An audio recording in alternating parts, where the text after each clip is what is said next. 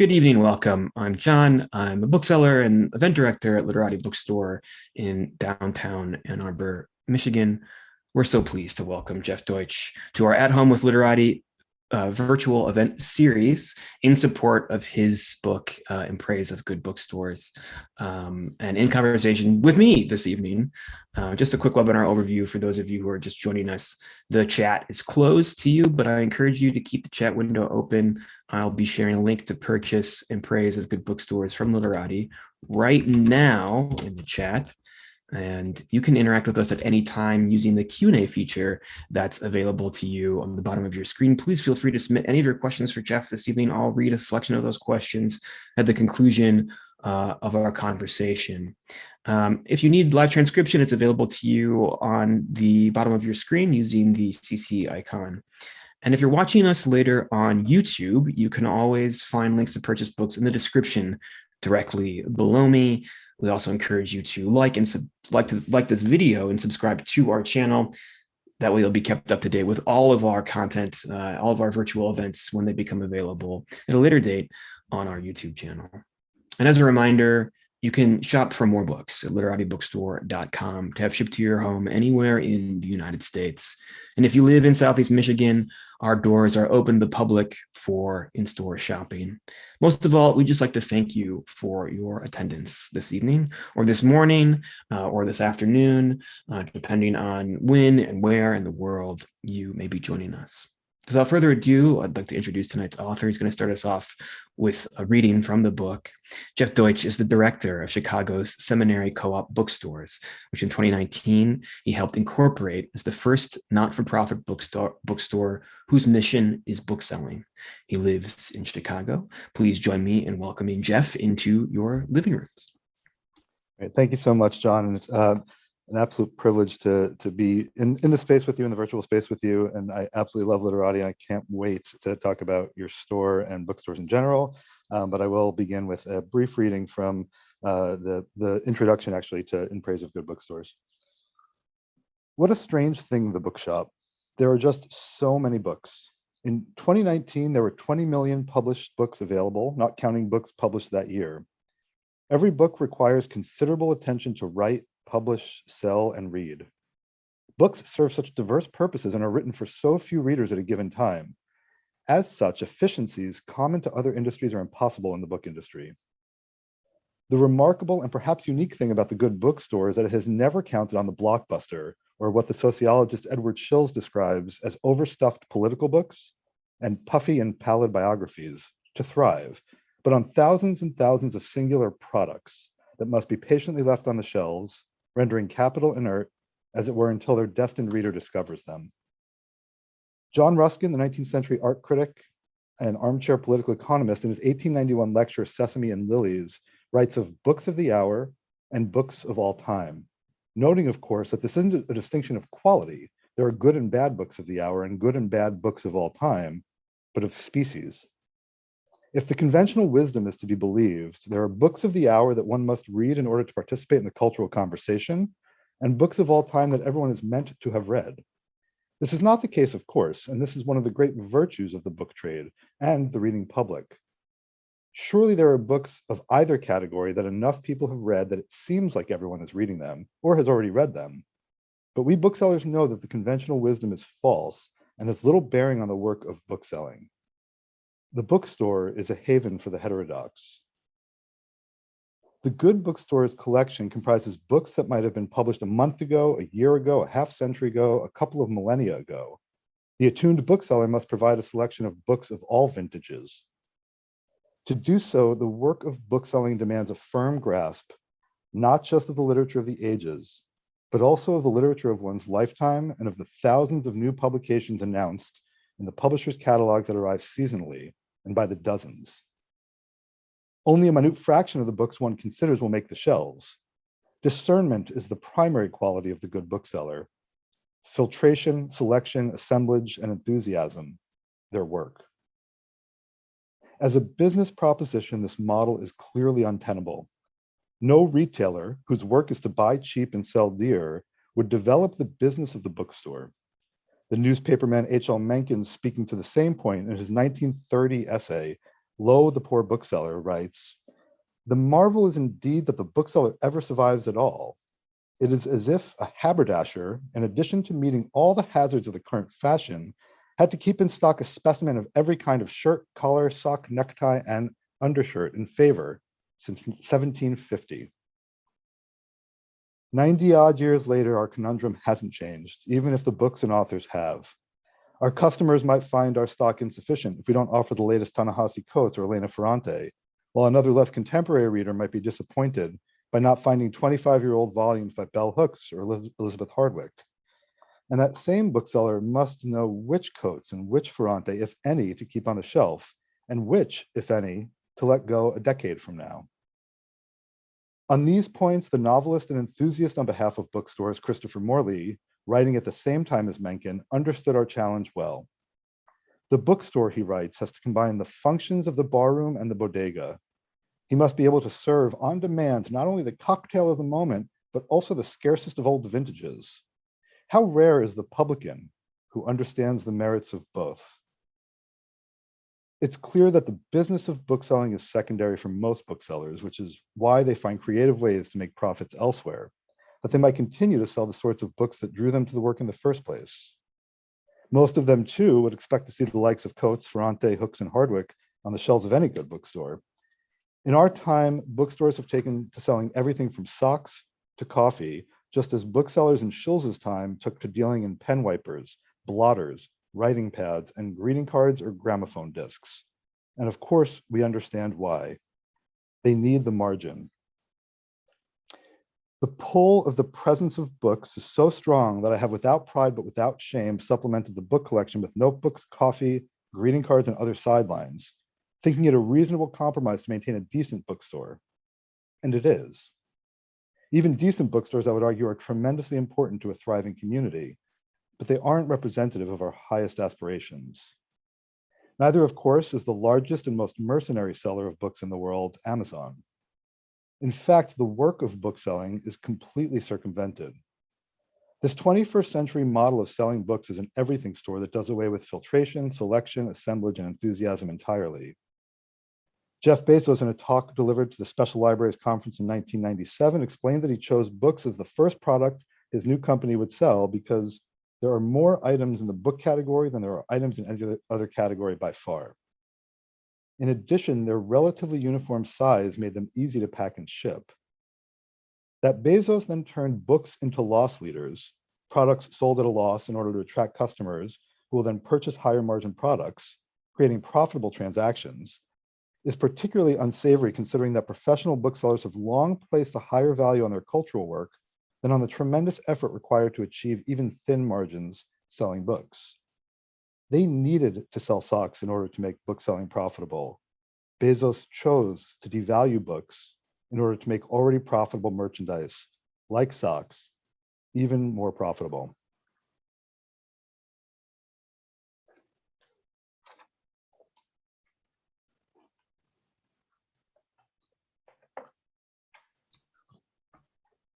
Thank you, Jeff.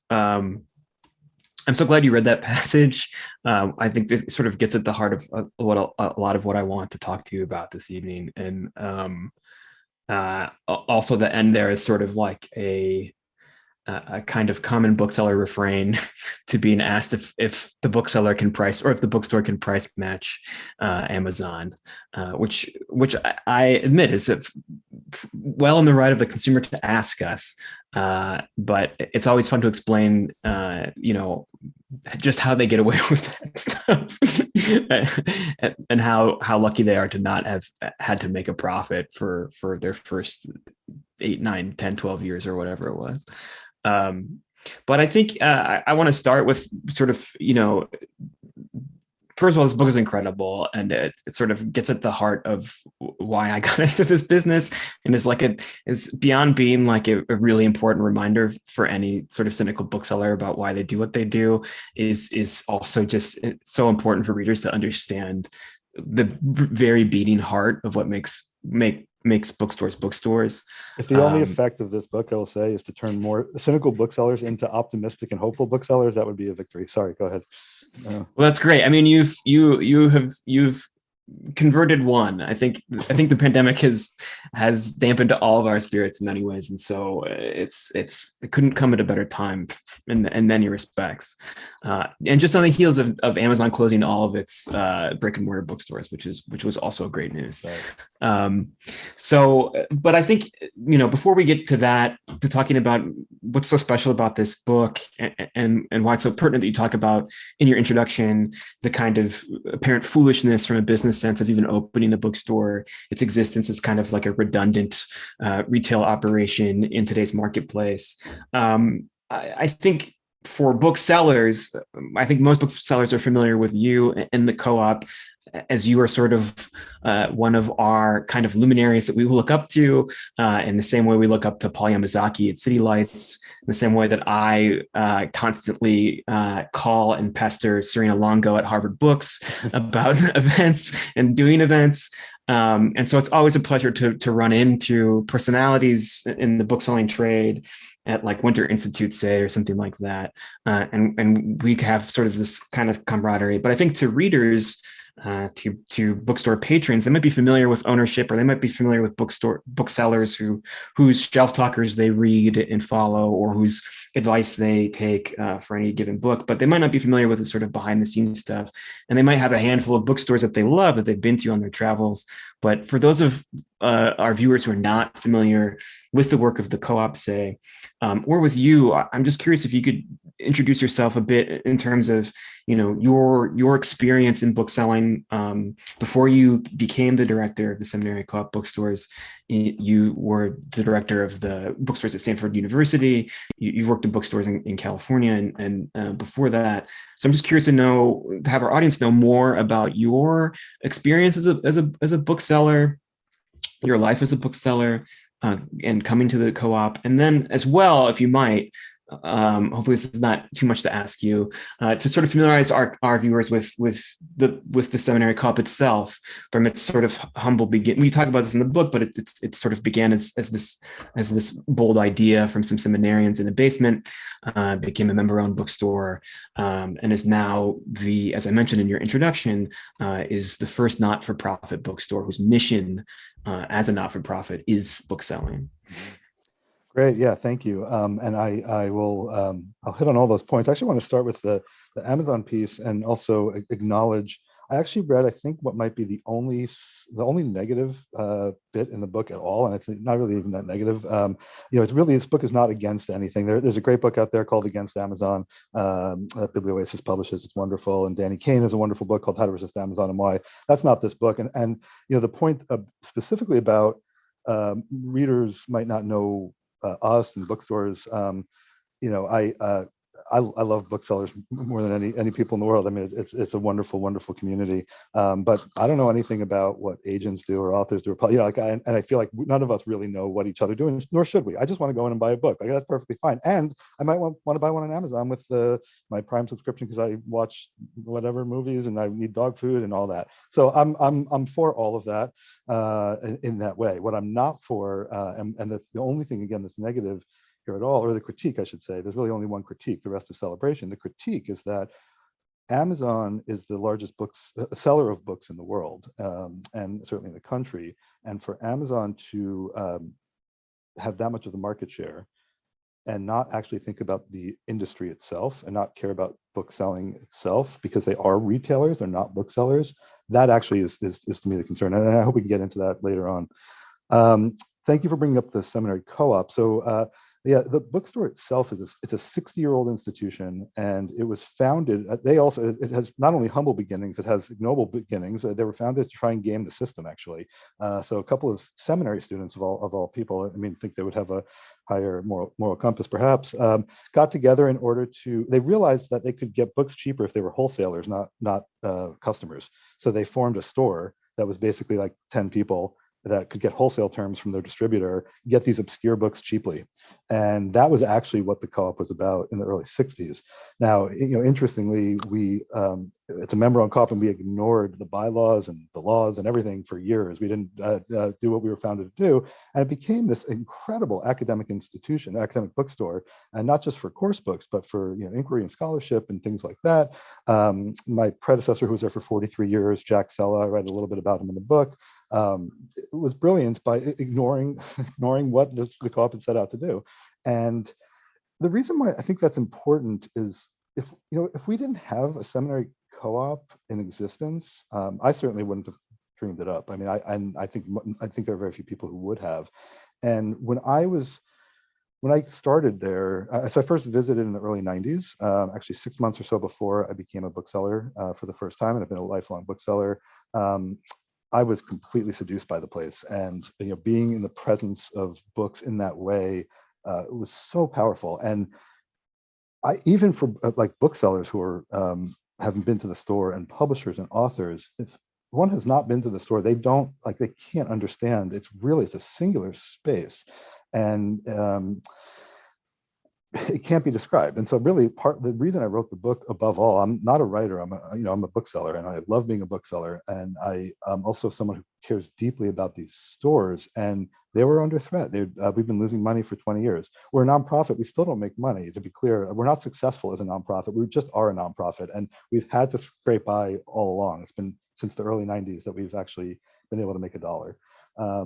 And it's because it's so hard to articulate. I thought the only way, after 5 years of trying to articulate the kind of store it was to publishers and to other, folks in the industry, I recognized that I couldn't articulate it quickly, and that a book was really probably the best option, and not a book that is, again, didactic or a critique, but a celebration of what happens to a reader in a browser when they're in that space. Yeah, I think, and I apologize too if I in advance too, if I at any point I refract like a prism your joyousness in this book through my brain and refract it as my sort of cynicism and embitteredness. I should be underscored that this book is truly joyous and a literal celebration of the trade of bookselling, historically and in the present. There's a lot to be frustrated by, and there's a lot to be concerned about, and there's a lot to be angry about. So I just want to be the one that can be one voice that's like, just celebrate, just praise.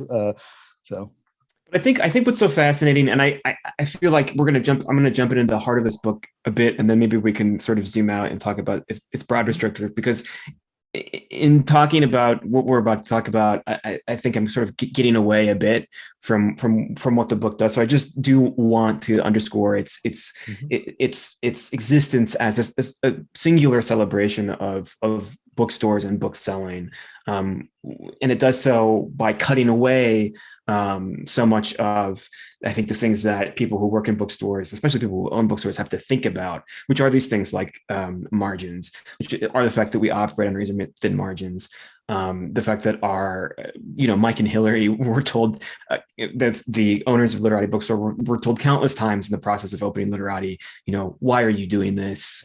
Right. This is not going to be successful. People don't go to bookstores anymore. This is very strange and foolish, et cetera, et cetera. So that's really like the way the broader business public conceives of us. And In Praise of Good Bookstores is talking about, as you say, these sort of like your phenomenal logical experience entering seminary co-op for the first time.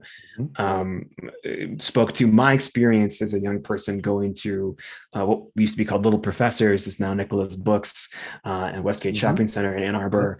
And then when I moved to Iowa, going to Prairie Lights in Iowa City, those kinds of singular experiences that kind of, they shape your reading life and they connect you to books, but there is something ineffable and ephemeral about book selling and bookstores, which is what you're after here, and capturing. And it speaks to what seminary is doing as a nonprofit, is demonstrating that is actually a practice beyond the profit motive, beyond everything else. But I do want to touch on really the most pressing and I think exciting chapter of this book, which is the third chapter, which is entitled Value. And Can I really briefly interrupt oh you? I'm yeah, so sorry. That point about ineffability is critical, and it's a really smart point. And I think that one of the things that, like one of the reasons many of us go to bookstores in general is to try and understand things that are impossible to grasp, and to ponder them and to ruminate. And that actually is a theme throughout the book, start to finish, that keeps coming back. I also want to just say Literati is an incredible institution. And to think about, so Mike and Hillary, you mentioned as the owners, founding this place 7 years ago, or how long it ago? was 9 years ago now? 9 years Okay. ago, a week ago. Yep. Amazing. And as a Publishers Weekly Bookstore of the Year, and they've built like the most incredible space and the incredible community around it. And I've never done anything like that. You know, moving into Stanford or seminary co-op and stewarding something is much different. And my hope is that there will be more and more spaces like this, like yours, and like others that are popping up. I was at 27th Letter in Detroit last night, and they just opened, during the pandemic, basically. And these are incredible spaces that the communities who are forming around them clearly needed or wanted. So. Yes, I think there is, and I will say too that I don't want to sell myself as a brutal pessimist and cynic. I mean, it's been incredibly uplifting to see the success of bookstores that are opening even during the pandemic. Yeah, even before the pandemic. I mean, I think the sort of the excitement that surrounded Books Are Magic when they were opening as well. I mean, it was just a sign that bookstore culture was truly thriving and still is. So yes, I do want to, but there's so much thorny stuff to talk about. Absolutely. And that's my nature. Let's discuss that. But no, I just think I think what's so interesting about this book is that you're cutting away. And is that in the co-op and its mission, it's cutting away. I mean, obviously you have to focus the stuff by virtue of being a nonprofit anyways, but the book itself is cutting away the stuff about profit motive, about margins, about these kinds of things that occupy our minds, that customers innocently ask us about, like, it's in my day-to-day work with sometimes academic authors. I have to explain to them why their cloth-bound manuscripts cost $98, right. And the captive markets that academic texts are sold to, and there's all this minutia, right, that makes everything sort of frustrating and confusing. And in 9 years of book selling, I still don't really fully understand. You don't understand because it actually doesn't make sense. And I think this is the point. Like the fundamental point of the book is that we use an inherited model that we've never developed to do the work that we want to do. That was really the reading that I shared early on, and it's from the introduction. That's the whole point of it, is saying that we actually never conceived of a model to support the kind of work we want to do. The kind of work that we want to do is not about buying and selling quickly. That's what retail is. And it's not about making a living off of the margins, the difference between cost and retail pricing. That's not what we're here for. We actually have a different product. Our product is a browsing experience. It's the space and the community that's built around it. And let's actually just start from scratch on this.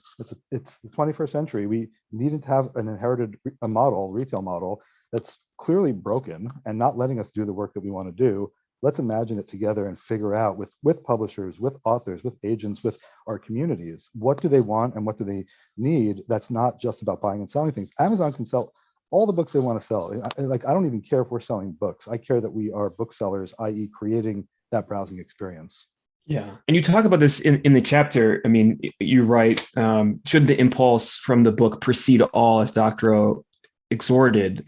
If so, it's clear that we aren't doing it wrong. The business model has failed us, not we it. Right. And we need to support a model that supports a vast, slow-selling inventory of books, just books, deliberately assembled to provide even the most world-weary reader, me, with a browse that surprises and delights.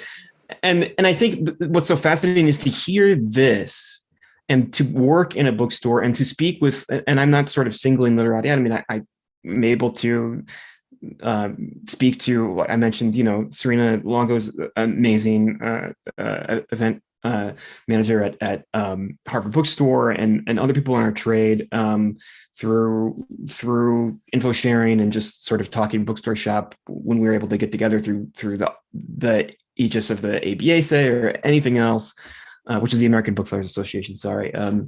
And you hear common refrains about what kind of sidelines work, making the big 5 or 4, whatever they're going to become, happy, having functional relationships with major publishers to ensure that you get major author events or tie-ins or exclusives or pre-order things, et cetera, constantly sort of fighting against the Amazon ecosystem, the big box ecosystem, and now book subscription ecosystems that are sort of competing in this space as well. And that stuff is all way more front of mind, I think, in our day-to-day life as ultimately business people, in addition to booksellers, than the kinds of things that blew my mind to remind myself of in reading this book, which is that you're sort of paring it down to the very simple, like, we want to have books that are slow to sell, backlist that has been sitting on the shelf for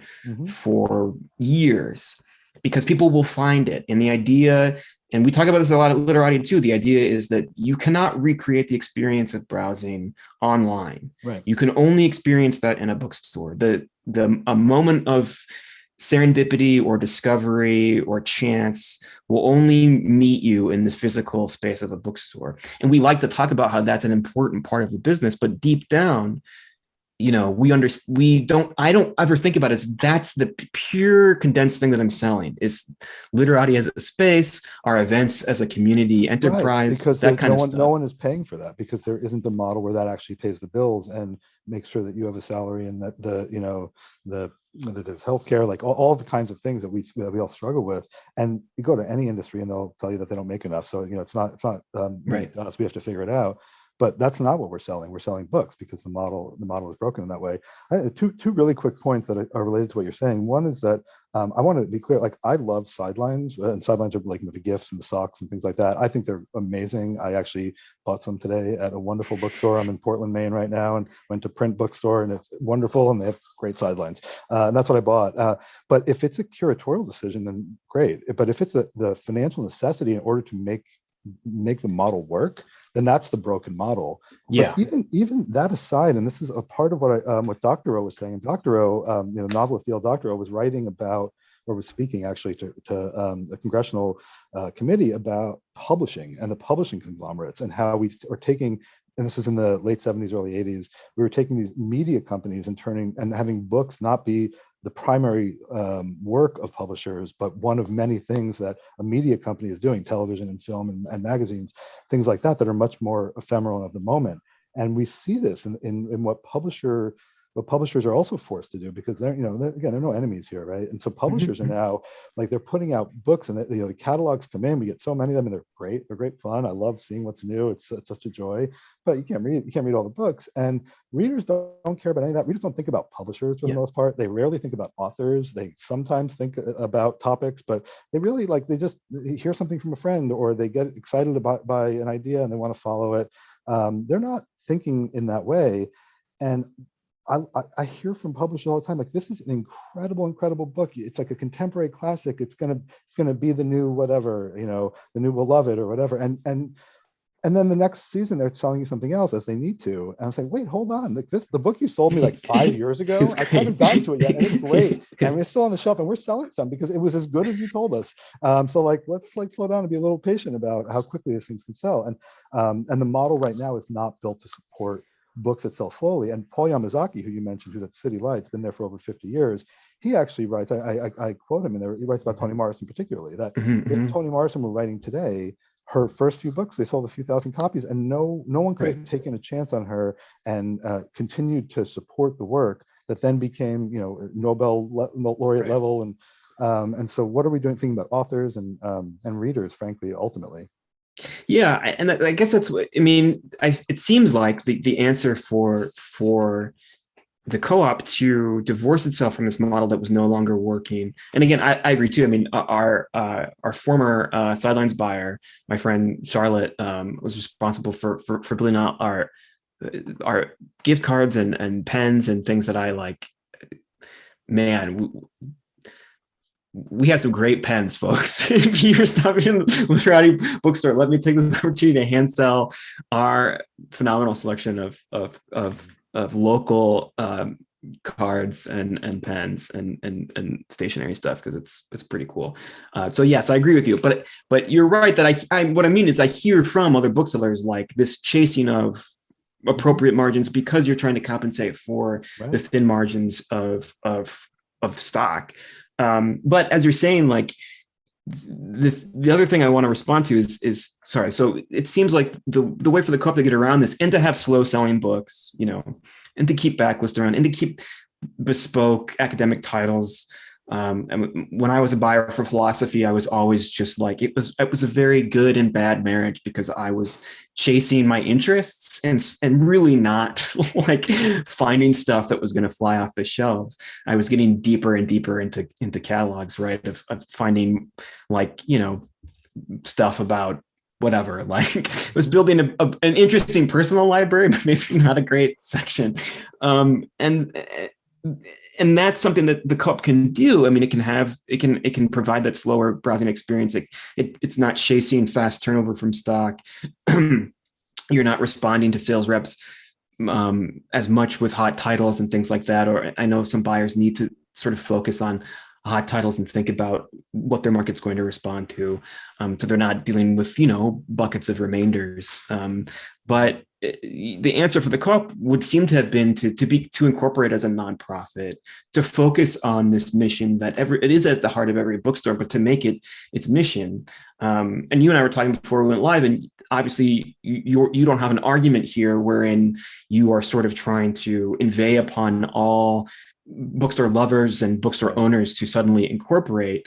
But I think the thing that I'm curious to know, just in your experience as a sort of like a celebrator of bookstores and a knower of bookstores, like where you see that model breaking. Because I have to admit that from my side, speaking to other bookstores and other booksellers, I generally hear anxiety about needing to be responsive to what publishing is doing, anxiety about how responsive we have to be to the whims of publishing, to fast turnover of titles, to what I see more and more as an event director in publishing, which is just sort of like trying to follow some kind of trend and pick it up and throw it out there and see if it hits.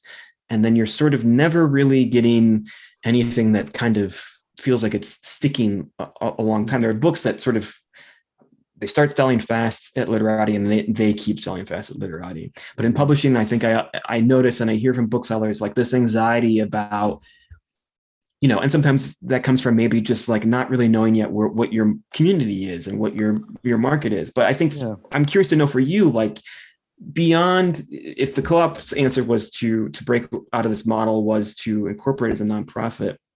I mean, how do you see other bookstores breaking out of this model when increasingly, I think a bookseller complaint might be the publishers have too much sway over what we stock?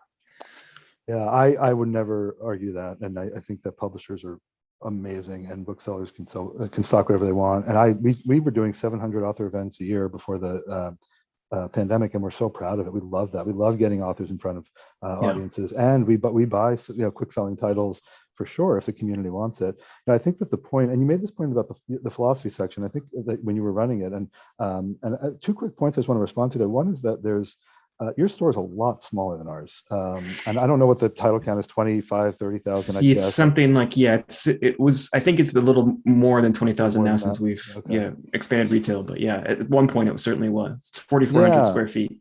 4,400 square feet. So we have more than twice that. We have 100,000 books on the shelf. So for us, we can have a great philosophy section and not worry about it selling quickly. And one of the things that an argument I make in the book is that there's a great business model here too, which is that these books, so we sold, the number I left to share is we sold 28,000 books in the last full year that we were open.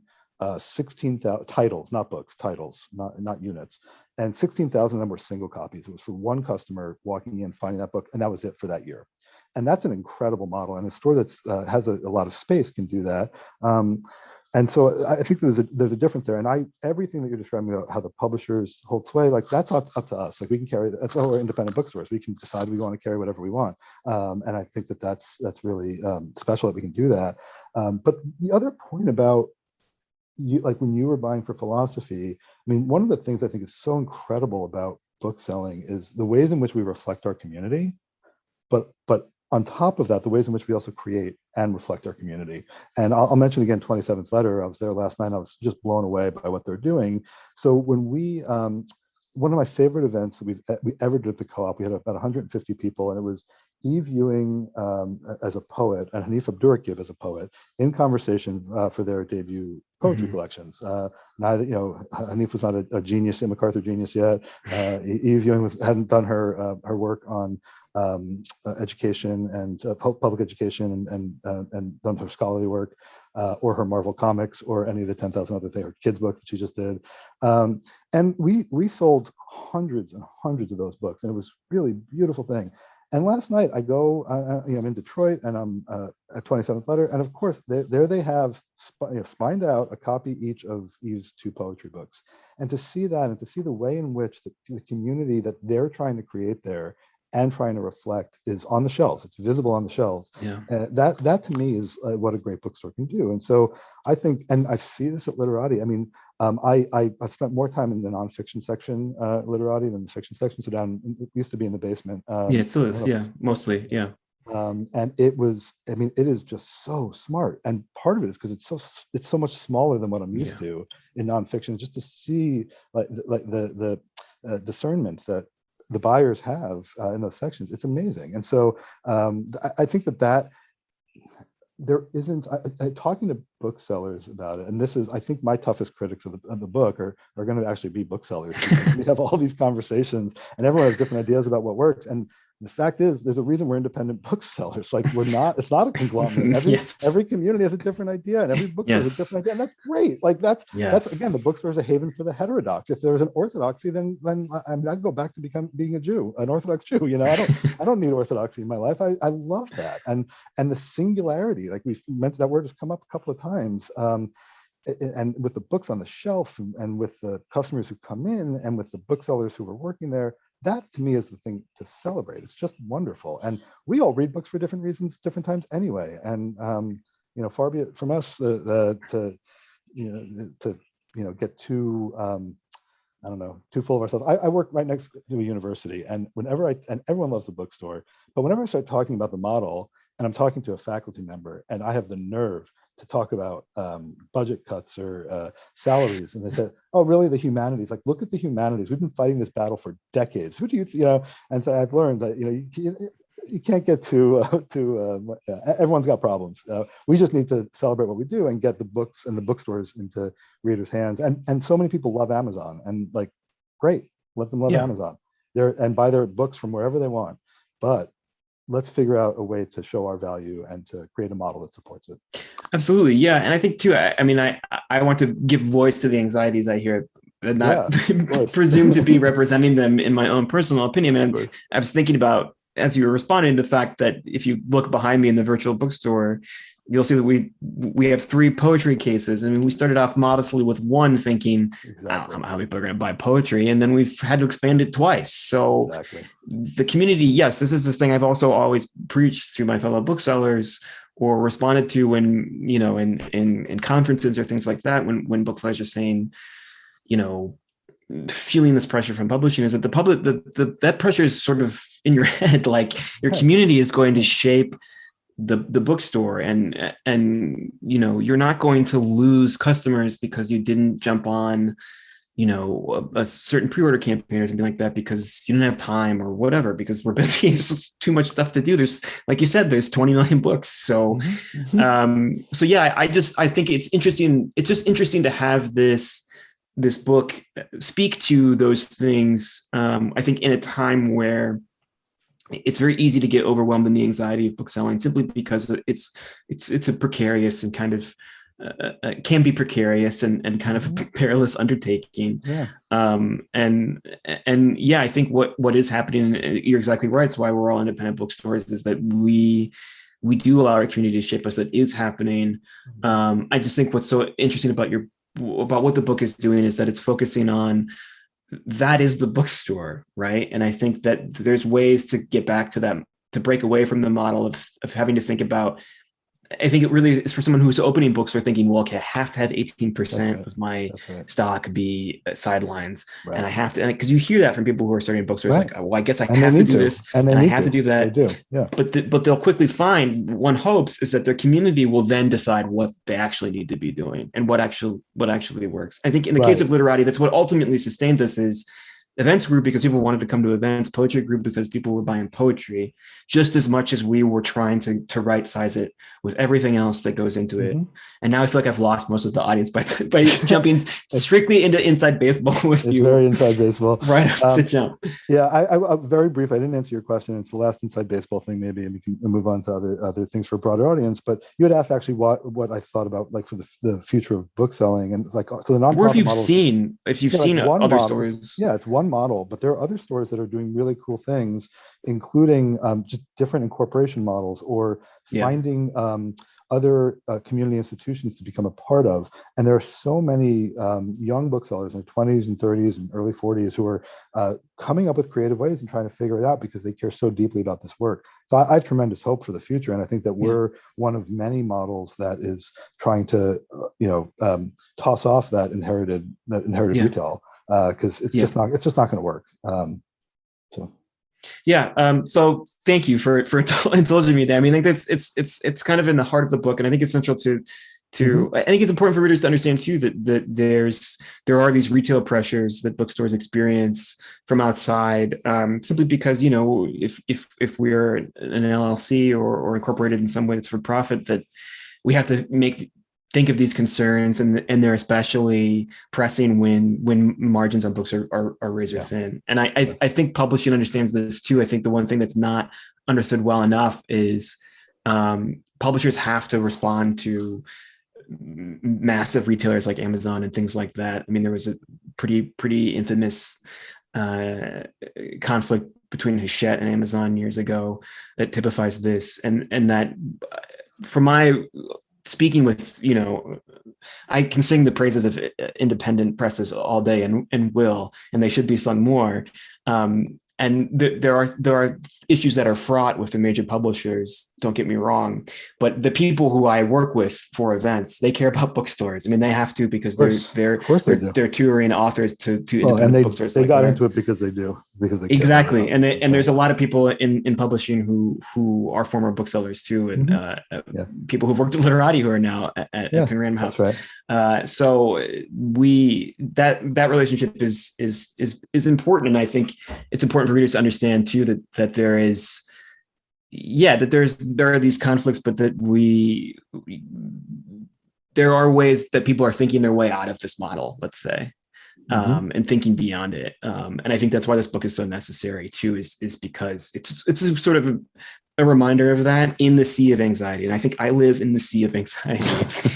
And then this book is like a buoy that reminds you what there is to be optimistic about and what's so great about book selling. So I want to transition away from all the inside baseball stuff.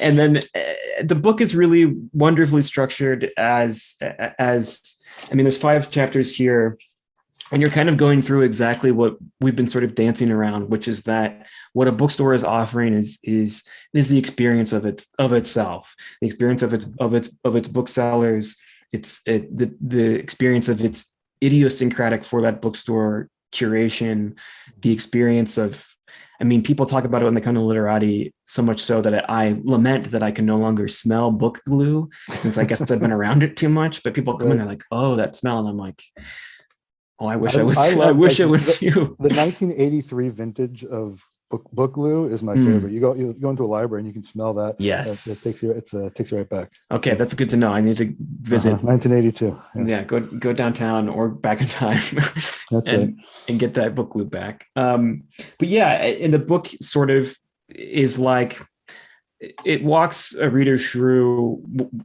what's so wonderful about the experience of a bookstore, what bookstores offer, and it buttresses it with what you call sort of your like personal canon, which is sort of reaching back through your reading experience and point out these historical, philosophical, literary belles lettres examples of to reinforce that experience and to sort of kind of speak to the fact that this experience of the bookshop is a long-lived kind of thing.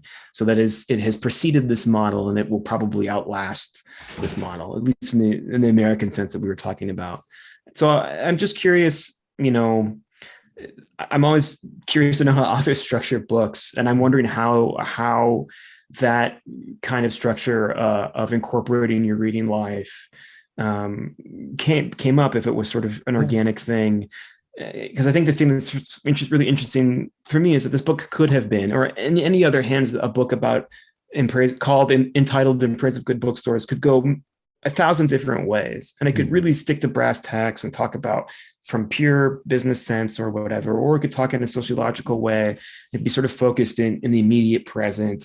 None of those ways would be necessarily wrong or bad books, Right. but you have a specific way of doing it that incorporates your reading life, and I think a way that's going to engage readers and speak to readers.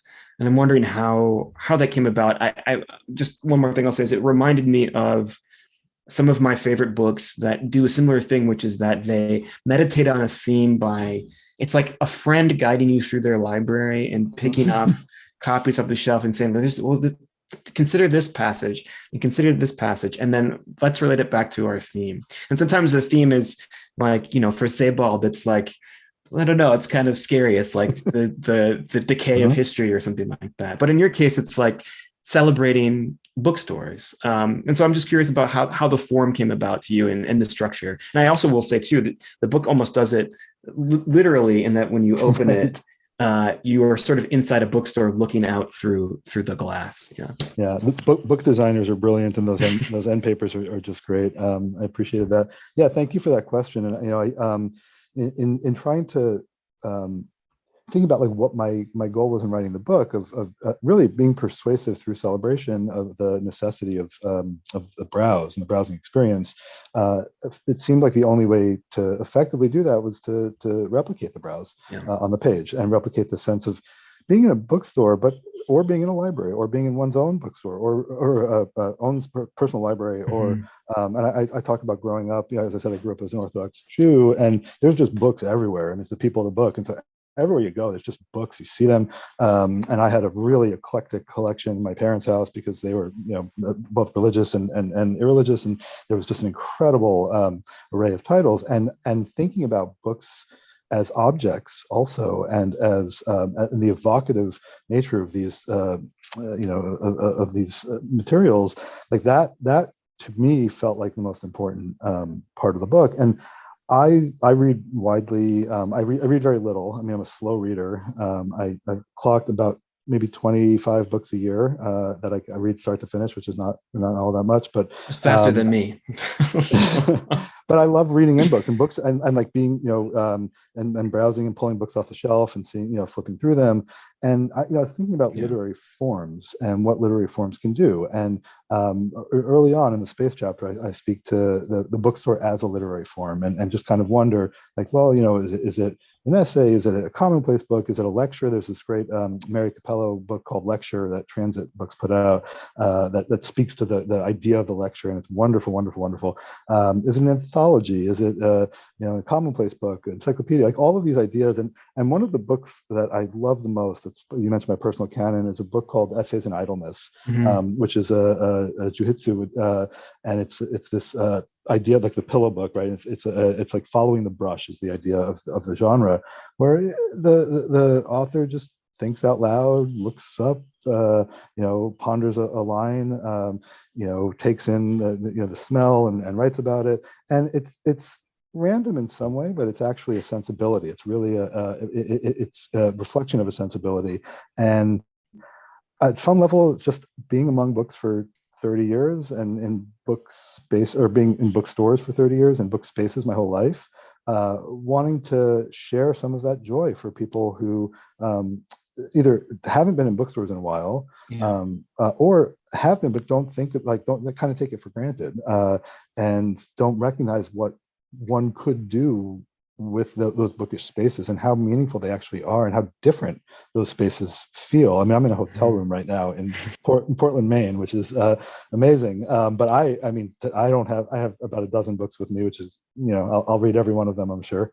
I probably will read one maybe, but I feel like there's something about these spaces that are just so sterile. I mean, they're amazing, but like I need to be among books. And even like looking at your background, I appreciate that you mentioned the poetry, but those featured staff picks, and that was the first thing, the 27th letter last night. It was looking at those staff picks and recognizing the character of the buyers and the booksellers. It was incredible. So anyway, that was the idea behind writing it in that way. And it really is. I mean, you mentioned the first chapter is spaces, and I think my favorite chapters truly are well, I love them all, but the first chapter is space, and the last chapter, which just talks about truly just the space of a bookstore, and the last chapter about time, it's slowing down, the ways that browsing slows a reader down. I think I was notorious as a bookseller for how slow I was to shelve titles as a receiver, because every third title I would, especially if it was a historical book and it had sort of like it had figures in the middle that I could look at. I especially like old historical texts where there's like figures in the middle. I would flip to the glossy figures pages and sort of like, and then from there, like jump around and like learn a thing or two. And then I'd realize that I'd shelved like 2 books in the past 30 minutes.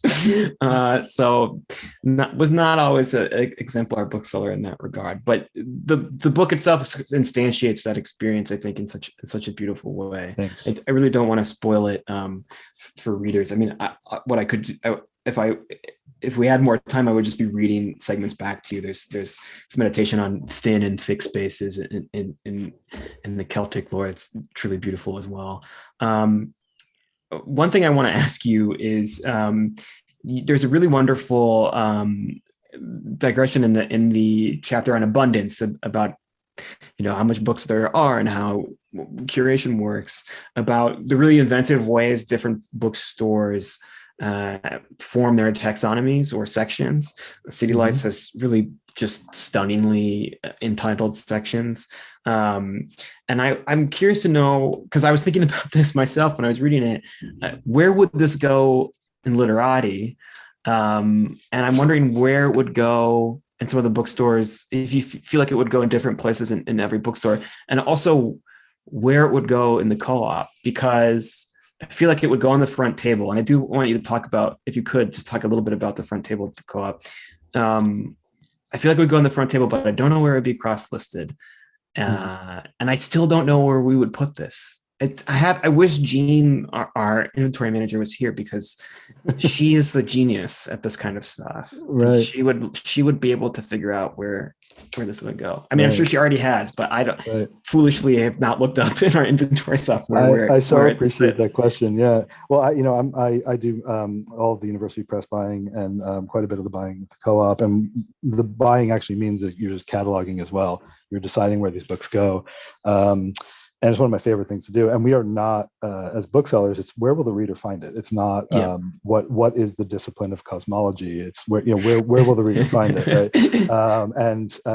We don't have it on the front table. The front table is a sacred space. This to me is not a front table book. It happens to be right now at the information desk, but it would be in.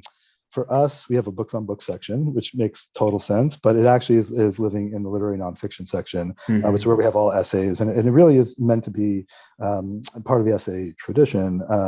Going back to Plutarch and again, I mentioned like the Jiu-Jitsu and these kinds of books. So that's where we put it. But like, would the reader find it in books on books? Maybe. Yeah, that's where we have it, and wherever bookstores put it it'd be an interesting thing to see. I'm curious myself. Yeah, no, I think you're reminding me that we have something in the way of a books on books section, and I foolishly can't remember what it's called. Gene and our other my inventory colleagues and our store managers as well are always hard at work, constantly.